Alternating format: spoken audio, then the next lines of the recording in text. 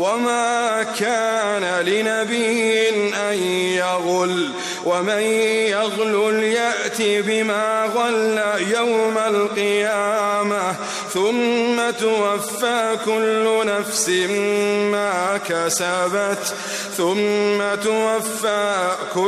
نفس ما كسبت وهم لا يظلمون.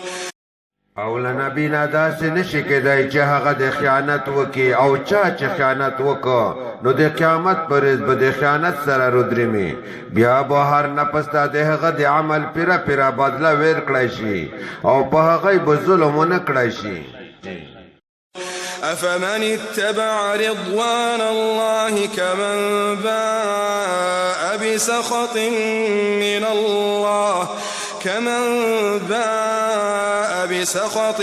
من الله ومأواه جهنم وبئس المصير. او دا کله کېدای شي چې یو سړی د همیشه د الله تعالی پر ازو چلیږي او هغه د هغه سړي په شان کار وکي چې هغه د الله تعالی په غضب کې ګیر شوی وي او آخري ځای دوزخ وي چې ډېر بد ځای دی. هم درجات عند الله والله بصير بما يعملون.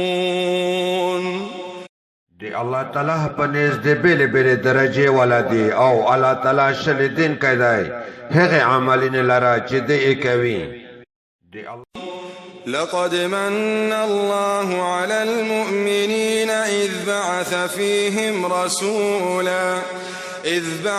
فيهم رسولا من أنفسهم يتلو عليهم آياته ويزكيهم ويعلمهم الكتاب والحكمة وإن كانوا من قبل لفي ضلال مبين.